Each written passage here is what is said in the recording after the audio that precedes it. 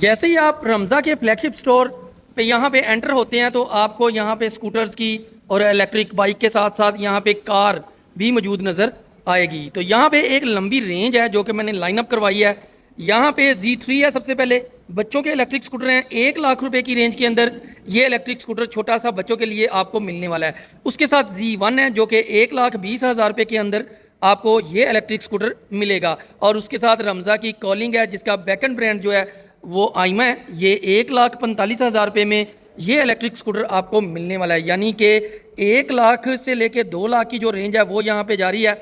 उसके बाद रमज़ा का लेम्बो है जिसका आज हम रिव्यू भी करेंगे यहाँ पे, वो आपको यहाँ पे 1,55,000 रुपये में आइमा के बैकएंड ब्रांड के साथ मिलने वाला है। उसके बाद रमज़ा का एक्स है, ये आपको 1,70,000 रुपये में मिलने वाली है। उसके साथ यहाँ पे रमज़ा की लिबर्टी जो कि आइमा के बैकएंड ब्रांड के साथ है ये भी मौजूद है, जो कि 1,80,000 रुपये में हमें मिलने वाली है। उसके बाद रमज़ा की मैक प्रो यहाँ पे मौजूद है, ये भी बैकएंड ब्रांड इसका आइमा है। 199,000 के अंदर ये हमें मिलने वाली है। और उसके बाद रमज़ा आइमा A700 यहाँ पे मौजूद है जिसका हम बहुत ज़्यादा शुरू में ही रिव्यू काफ़ी ज़्यादा कर चुके हैं। 2,65,000 रुपये में ये भी आपको मिलेगी। और सबसे एंड पे यहाँ पे जो मौजूद है रमज़ा M8, जो कि मेरे पास भी, मैं भी इसको पिछले 1 साल या 13 महीने से यूज़ कर रहा हूँ। 299,000 के अंदर ये भी आपको रमज़ा के फ्लैगशिप स्टोर से मिलने वाली है। और जैसे ही हम यहाँ से थोड़ा मूव ऑन होते हैं बैक साइड पे, तो यहाँ पे इलेक्ट्रिक बाइक्स वी मोटो के बैकएंड ब्रांड के साथ यहाँ पे मौजूद है रमज़ा TSX, रमज़ा TC, और इसी तरह ये 3-4 किस्म की जो इलेक्ट्रिक बाइक्स हैं इनका स्टाइल जो है वो थोड़ा हैवी बाइक स्टाइल का है। ये भी रमज़ा के फ्लैगशिप स्टोर से आपको मिलने वाला है। इनके जो बैटरी पैक है वो इन्होंने बाहर निकाल के इसके फ्रंट साइड पे यहाँ पे रखे हुए हैं। लेकिन आज का जो फोकस है हमारा वो रमज़ा आइमा के बैकएंड ब्रांड के साथ लेम्बो जो कि यहाँ पे मौजूद है 1,55,000 रुपये के अंदर। तो इसका हम एक्सरे रिव्यू शुरू करते हैं। तो 1,55,000 रुपये के अंदर जब हम यहाँ पे रमज़ा आइमा लेम्बो को देखते हैं तो प्राइस की जस्टिफिकेशन बहुत ज़बरदस्त किस्म की होने वाली है, क्योंकि एक तो हमें यहाँ पे बैकएंड ब्रांड आइमा मिल रहा है ताकि हमारी जो सेटिस्फेक्शन लेवल है वो काफ़ी ज़्यादा हो सकता है। उसके अलावा हमें यहाँ पे ग्रिल भी मिल रही है, ये ग्रिल मौजूद है। यहाँ पे हम इसका टेल बॉक्स भी एडजस्ट कर सकते हैं, लेकिन ये याद रखिएगा कि टेल बॉक्स जो है इसके साथ वो 7,000 रुपये का आपको एक्स्ट्रा परचेज़ करना पड़ेगा। यानी कि अगर आप पूरी bike with tail box use करते हैं, परचेज़ करते हैं, तो फिर आपको ये 1,62,000 रुपये में पड़ेगी। लेकिन अगर आप विदाउट टेल बॉक्स यहाँ पे इसको परचेज़ करते हैं तो 1,55,000 रुपये में ये इलेक्ट्रिक बाइक हमें मिलने वाली है। और यहाँ पे स्पेशल इसकी एक चीज़ ये है कि सेफ्टी ग्रिल भी मौजूद है और उसके साथ यहाँ पे इसका जो फुट रेस्ट है वो भी मौजूद है। तो हम इसकी कीज से स्टार्ट करते हैं। इसके साथ हमें एक रिमोट मिलेगा जबकि 2 कीज़ मिलने वाली हैं। कीज़ आप देख रहे हैं कि आइमा की ब्रांडिंग के साथ यहाँ पे मौजूद है। रिमोट के फंक्शन पहले यहाँ पे देख लेते हैं। अगर हम सेंटर वाले बटन को यहाँ पे डबल प्रेस करते हैं तो ये इलेक्ट्रिक स्कूटर ऑन हो जाता है, और इसी तरह मैं नीचे अनलॉक के बटन को प्रेस करता हूँ तो ये ऑफ हो जाएगा, जबकि ऊपर लॉक वाला जो बटन है इसे प्रेस करता हूँ तो ये सेंट्रल लॉकिंग में चला जाएगा। सेंट्रल लॉकिंग चेक करते हैं। जैसे ही मैंने इसे यानी कि मूव किया है तो ये फौरी तौर पे यहाँ पे बेल करना भी शुरू कर देता है और उसके साथ इसका मीटर भी डिस्प्ले के ऊपर आ जाता है। इसी तरह आप नोट कर रहे हैं कि यहाँ पे अगर मैं इसे डबल प्रेस करता हूँ तो एक छोटी सी लाइट भी मौजूद है।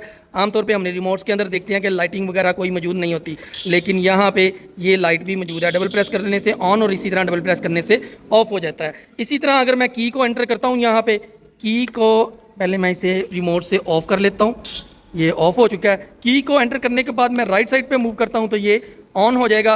इसी तरह मैं इसी पोजीशन पे इसको लेफ्ट साइड पे मूव करता हूं तो इसकी अंडर सीट स्टोरेज जो है ये ओपन हो जाती है। और इसी तरह अगर हैंडल की पोजीशन को मैं लेफ्ट रखता हूं यहाँ से और इसे पुश करके लेफ्ट मूव करता हूं तो ये इसका जो हैंडल है ये लॉक हो जाएगा। यहाँ पे बटन्स की बात करें तो सबसे ऊपर हमें हेडलाइट का बटन मिलता है। अगर हेडलाइट का बटन यहाँ पे 0 की पोजीशन के ऊपर है, यानी कि बिल्कुल राइट साइड पे, तो यहाँ पे हमें कोई भी लाइट सामने वाली साइड पे नज़र नहीं आती। लेकिन जैसे ही मैं हेडलाइट के बटन को 0 से 1 की पोजीशन के ऊपर लेके जाता हूँ तो यहाँ पे आप देख रहे हैं कि इसके जो DRL हैं, इसके फ्रंट साइड से DRL कुछ इस तरह के नज़र आने वाले हैं, ये चलना स्टार्ट हो जाते हैं। इसी तरह अगर मैं हेडलाइट के बटन को यानी कि नंबर 2 पोजीशन के ऊपर लेके जाता हूं तो इसके अंदर मौजूद 3 प्रोजेक्शन लेंस, आप देख रहे हैं कि 3 प्रोजेक्शन लेंस इसके अंदर मौजूद हैं। तो उसके अंदर से जो सेंटर वाला लो बीम है उसकी शेप भी यहाँ पे शो हो रही है इसकी, यानी कि इसके शीशे के ऊपर जो फ्रंट साइड पे ग्लास मौजूद है प्लास्टिक का, तो यहाँ पे इसकी जो लो बीम है वो चलना शुरू हो जाती है। इसी तरह जो इसकी हाई बीम है उसको चलाने के लिए हमें लेफ्ट साइड पे जाना पड़ेगा, और इसका ये जो बटन है अगर मैं इसको ऊपर की तरफ प्रेस करता हूँ तो आप सामने देख रहे हैं कि इसकी जो हाई बीम है वो बड़ी ही इफेक्टिव किस्म की जो दीवार के ऊपर नज़र आ रही है वो चलना शुरू हो जाती है। इसी तरह आप देख रहे हैं कि इसका जो स्टाइल है वो यहाँ पे राउंड शेप के अंदर तकरीबन लेफ्ट और राइट साइड पे नज़र आ रहा है हाई बीम का, जबकि सेंटर में जो है वो इसका लो बीम की जो थ्रो है वो नज़र आ रही है।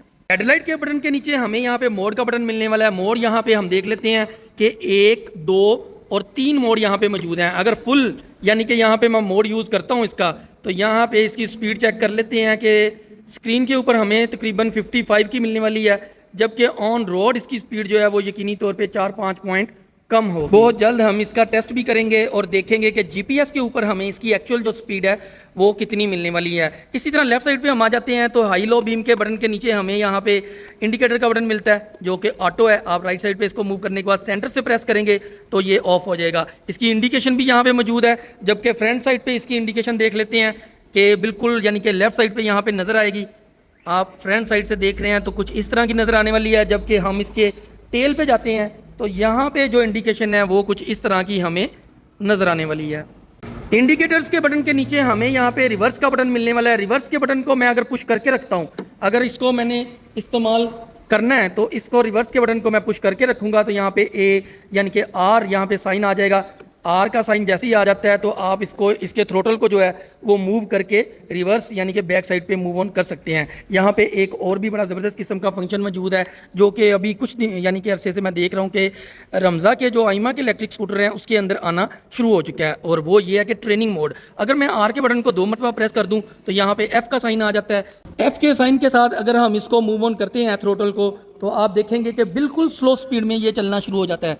इसके 2 फ़ायदे हैं। अगर तो आप इसको ड्रैग कर रहे हैं यानी कि पंचर वगैरह हो चुका है तो आप इसको यानी कि ट्रेनिंग मोड में डाल के तो बिल्कुल आहिस्ता आहिस्ता इसके साथ चलना शुरू कर सकते हैं। दूसरा फ़ायदा ये है कि अगर आप इसको सीखना चाहते हैं, ख़वातीन चूँकि इतनी एक्सपर्ट नहीं होती तो वो इसको सीखना चाहती हैं तो इसको ट्रेनिंग मोड के अंदर डाल के तो इसको सीखने की कोशिश कर सकती हैं। रिवर्स के साथ हमें यहाँ पे हॉर्न का बटन मिलने वाला है। हॉर्न का बटन अगर मैं प्रेस करता हूँ तो काफ़ी ज़्यादा लाउडनेस इसकी यहाँ पे हॉर्न की जो है वो हमें नज़र आ रही है। एक बटन मैंने यहाँ पे स्किप किया है, यहाँ पे एक एक्स्ट्रा बटन भी मौजूद है। इसकी जो फंक्शनैलिटी है वो फ़िलहाल मुझे यहाँ पे कोई नज़र नहीं आ रही।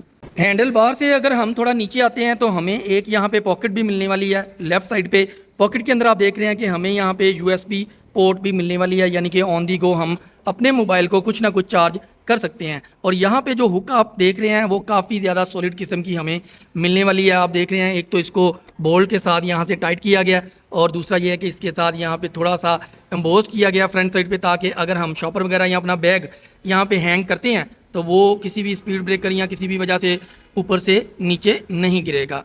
इस स्पेस के अंदर अगर हम यहाँ पे मोबाइल को रखते हैं, आप देख रहे हैं कि नॉर्मल आजकल जो 6 इंच के तकरीबन मोबाइल चल रहे हैं उसका जो स्टाइल है वो कुछ इस तरह का आएगा। दूसरी चीज़ है थोड़ा टेढ़ा हो जाए तो काफ़ी ज़्यादा अंदर भी जा सकता है यहाँ पे।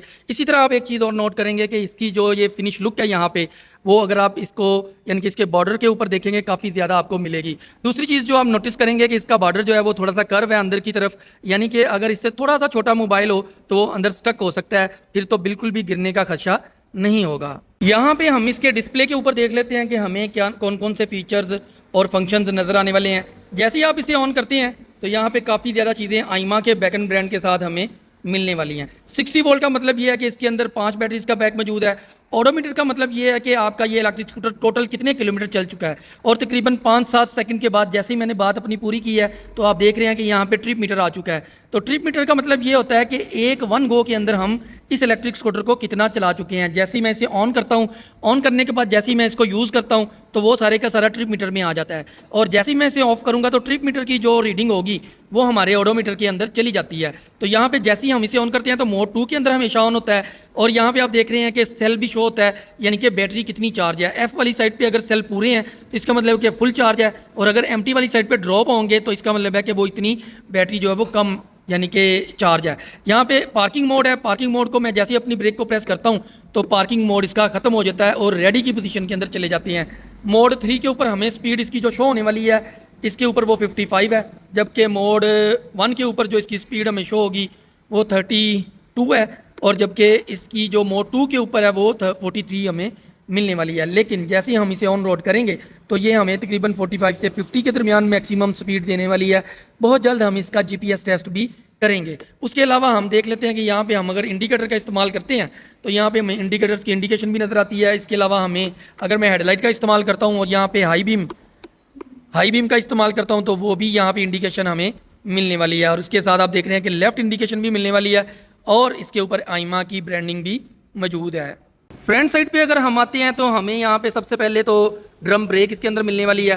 दूसरी बात है कि हमें अलॉय रिम नहीं मिलेगा, सिंपल रिम का इस्तेमाल इसके अंदर किया गया। आइमा की ब्रांडिंग जो है वो आपको हर जगह पे इस इलेक्ट्रिक स्कूटर के ऊपर नजर आएगी। उसके अलावा टायर साइज़ की बात करें तो 3.00-10 के टायर्स का इस्तेमाल किया गया और यहाँ पे हमें 4 प्लाई के टायर का यानी कि मिलने वाले हैं।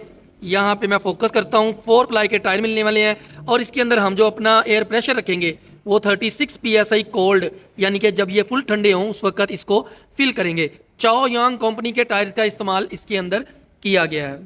इसी तरह अगर हम रियर साइड पे आते हैं तो यहाँ भी हमें ड्रम ब्रेक मिलने वाली है जो कि यहाँ पे हिडन है, थोड़ी सी इसके अंदर हमें नज़र आ रही है। जबकि रियर साइड पे भी जो टायर का साइज़ है वो भी 3.00-10 है और सेम वही यानी कि 4 प्लाई के टायर हैं और 36 PSI इसके अंदर रखेंगे और चाओ यांग कंपनी यानी कि सेम वही टायर्स हैं जो कि फ्रंट साइड पे हमें मिलने वाले हैं, वही रियर साइड पे हमें यहाँ पे नज़र आ रहे हैं। उसके अलावा हमें यहाँ पे जो spring type rear suspension system मिलने वाला है, शॉक्स जो ऑब्जर्वर हैं वो भी यहाँ पे नज़र आ रहे हैं और ये नॉन एडजस्टेबल हैं। उससे नीचे हमें यहाँ पे साइड कवर नज़र आ रहा है। साइड कवर की ये जो शाइन है काफ़ी ज़्यादा यहाँ पे बनने वाली है और ये थोड़ा सा मूवेबल है, हल्का सा मूवेबल है। इन केस कोई यानी कि साइड से आके टच करता है तो उम्मीद है कि ये खुद को ब्रेक नहीं होने देगा अगर हिट जो है वो बहुत ही सॉफ्ट किस्म का होता है। साइड स्टैंड की बात करें तो हमें मेटल का यहाँ पे सॉलिड किस्म का एक साइड स्टैंड मिलने वाला है और आप देख रहे हैं कि इसकी जो हुक है जिसको यानी कि जिसको पाँव के साथ हम नीचे को करते हैं मूव, वो काफ़ी ज़्यादा सॉलिड और फिनिश लुक के साथ नज़र आ रही है, जबकि इसके अंदर जो सेंसर है वो मौजूद नहीं है। इसी तरह हमें जो डबल स्टैंड है वो भी यहाँ पे मिलने वाला है और यहाँ पे ख़ास चीज़ एक नज़र आ रही है कि इन्होंने प्लास्टिक की जो ये कैप है, रबड़ का कैप इसके ऊपर दिया है ताकि इन केस आपका पाँव यहाँ पे टच होता है तो उसको कोई नुकसान ना हो। एक और चीज़ मैं यहाँ पे देख रहा हूँ कि यहाँ भी रबड़ का इस्तेमाल किया गया है, यानी कि जैसे ही इसे डबल स्टैंड से हम उठाएंगे आगे की तरफ मूव करेंगे तो किसी भी किस्म की जो आवाज़ है वो यहाँ पे नहीं आएगी। 1,55,000 रुपये के प्राइस टैग के अंदर जो हमें इस इलेक्ट्रिक स्कूटर की सबसे बेस्ट चीज़ मिलने वाली है वो इसकी सेफ्टी ग्रिल है। सेफ्टी ग्रिल के साथ साथ इसका कैरियर भी है, यानी कि इसके ऊपर आप बॉक्स भी लगवा सकते हैं, तो ये एक बड़ी अच्छी चीज़ है।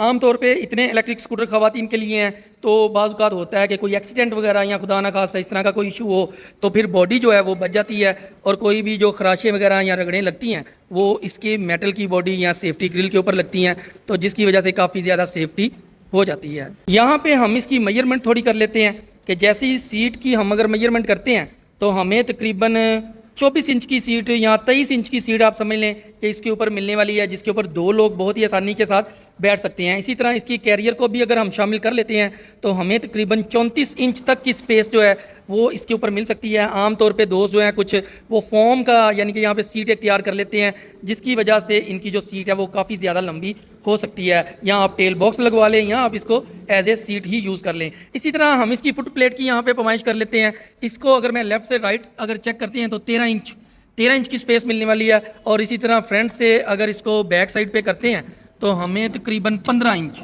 15 इंच तक की इसके ऊपर स्पेस मौजूद है। तो अगर यहाँ पे हम पानी की बोतल या अपना बैग या कोई स्कूल बैग वगैरह रखते हैं तो उम्मीद है कि बड़ी ही आसानी के साथ इसके यानी कि ऊपर फिट आ जाएगा। इसी तरह यहाँ पे जो फुट रेस्ट मौजूद है उसकी भी पैमाइश देख लेते हैं। तकरीबन 9 इंच तक यानी कि 9 इंच लंबा और तकरीबन यहाँ पे अगर इसकी चौड़ाई को भी हम पैमाइश करते हैं तो यहाँ पे तकरीबन 3 से 4 इंच या 3-3.5 इंच की हमें ये जो फुट रेस्ट है इसकी पैमाइश मिलने वाली है। यहाँ पे हम इसकी जो अंडर सीट स्टोरेज है, यहाँ पे ड्यूल स्टोरेज मौजूद है, एक फ्रंट साइड पे है और एक रियर साइड पे, 2 किस्म की हैं। इसकी अगर हम पैमाइश करते हैं तो गहराई जो इसकी है वो तकरीबन 13 या मैक्सिमम 14 इंच तक हमें मिलने वाली है, जबकि इसकी जो चौड़ाई हमें जो है वो तकरीबन यहाँ पे मैं अगर पैमाइश करता हूँ तो हमें 7.5 इंच की चौड़ाई मिलने वाली है, जबकि इसकी लंबाई फ्रंट टू बैक जो है वो 10 इंच तक की मिलने वाली है। इसी तरह अगर हम इसकी यानी कि रियर साइड पे आ जाते हैं, स्पेस जो है वो तकरीबन 7 इंच तक की मिलने वाली है। इसी तरह लेफ़्ट टू राइट जो है वो भी 7.5 पौने 8 इंच मिलने वाली है, और फ्रंट से बैक साइड पे हमें तकरीबन पौने 7 इंच की स्पेस मिलने वाली है। तो इसके अंदर भी हम इसके मुताबिक जो चीज़ें आ सकती हैं वो इसके अंदर एडजस्ट कर सकते हैं। उसके अलावा आप देख रहे हैं कि यहाँ पे हमें ब्रेकर मिलने वाला है। सेफ्टी के एंगल से देखें तो ब्रेकर जो है वो बहुत ज़रूरी होता है, ताकि कोई भी फ्लक्चुएशन हो तो उसके ऊपर ये खुद को ट्रिप कर जाए। और यहाँ पे मैं देख रहा हूँ कि यहाँ पे गैस्केट भी मौजूद है, यानी कि जैसे ही आप इस इलेक्ट्रिक स्कूटर को बंद, इसकी जो सीट है इसको बंद करते हैं तो ये जो स्पेस है ये ऑलमोस्ट जो है वो वाटरप्रूफ हो जाती है। इन केस अगर पानी चला भी जाए तो आप देख रहे हैं कि नीचे यहाँ पे होल मौजूद हैं, तो उन होल्स के थ्रू जो पानी है वो बाहर की तरफ निकल जाएगा। रियर साइड से अगर हम देखते हैं तो हमें यहाँ पे आइमा के लोगो के साथ इसकी जो टेल लाइट है वो नज़र आने वाली है, और जैसे ही हम ब्रेक को प्रेस करते हैं तो इसका ग्लो जो है वो कुछ इस तरह का हमें मिलने वाला है। इसी तरह हेडलाइट के बटन को हम 0 से 1 की पोजीशन के ऊपर लेके जाते हैं तब भी इसका ग्लो जो है वो कुछ डिम सा है लेकिन नज़र आना शुरू हो जाता है, और जैसे ही हम इस पोजीशन पे भी ब्रेक को प्रेस करते हैं तो इसका ग्लो जो है वो काफ़ी ज़्यादा हो जाता है। इसी तरह अगर हम इंडिकेटर्स का इस्तेमाल करते हैं तो राइट साइड पे मूव करने पे इसका जो राइट इंडिकेटर है उसका ग्लो जो रियर साइड से नज़र आने वाला है वो कुछ इस तरह का बनेगा। यहाँ पे आप अगर मोटर के ऊपर देखते हैं इसके अंदर तो आइमा के बैकन ब्रांड के साथ, यानी कि आइमा की ब्रांडिंग के साथ हमें इसके ऊपर जो मोटर है इसकी वो मिलने वाली है। उसके अलावा यहाँ पे मोटर का नंबर भी मौजूद है। उसके अलावा कुछ QR कोड वगैरह भी यहाँ पे हमें नज़र आने वाले हैं। चार्जिंग पोर्ट हमें सीट के बिल्कुल नीचे नज़र आने वाली है, यहाँ पे हमें मिलेगी, और इसका स्टाइल जो है वो कुछ इस तरह का हमें मिलने वाला है। चार्जिंग पोर्ट यहाँ पे हमें इसके ऊपर कवर भी मिल रहा है, यानी कि इसके डोर को अगर मैं क्लोज़ कर देता हूँ तो ये ऑलमोस्ट जो है वो वाटरप्रूफ हो जाती है, इसके अंदर पानी जाना थोड़ा सा मुश्किल है। इसी तरह चार्जर को हम देखते हैं, एक चीज़ मैंने नोट की फौरी तौर पे, इस साइड पे हमें थोड़ी कम वायर मिल रही है, यानी कि जब भी आप इसे चार्जिंग पे लगाएंगे आप इसको यहाँ पे रखें और ये वायर जो है इसकी चार्जिंग पोर्ट के अंदर लगा दें। दूसरी साइड पे हमें काफ़ी लंबी वायर मिलने वाली है, ये तकरीबन जो मुझे नज़र आ रही है कम से कम 3 से 4 फीट के दरमियान, यहाँ 5 फीट तक भी मिल सकती है, और इसको हम अपने प्लग के अंदर जाके लगाएंगे। पावर प्लग जो कि आमतौर पे हमारे कंप्यूटर केबल के साथ आती हैं केबल्स, उसी तरह का सेम है, आप इसको किसी भी लाइट प्लग के अंदर लगा के चार्ज कर सकते हैं। इसी तरह चार्जर के ऊपर हम देख लेते हैं, यहाँ पे हमें जो चार्जर है आप देख रहे हैं कि 2 एम्पेयर का चार्जर, नहीं 3 एम्पेयर का चार्जर, सॉरी, ऊपर 2 एम्पेयर था, नीचे 3 एम्पेयर यहाँ पे रेटेड आउटपुट जो है वो नज़र आ रही है। 3 एम्पेयर के साथ हम इसे चार्ज करेंगे और ये बहुत ज़्यादा स्लो चार्जिंग होगी, जो कि बैटरीज़ के लिए बहुत अच्छी होती है हमेशा कि आप स्लो चार्जिंग करें। उसके अलावा यहाँ पे कुछ सेफ्टी वार्निंग्स भी हैं, आपको चाहिए कि अपनी बैटरीज़ की लाइफ को एक्सटेंड करने के लिए सेफ्टी वार्निंग के ऊपर ज़रूर अमल करें।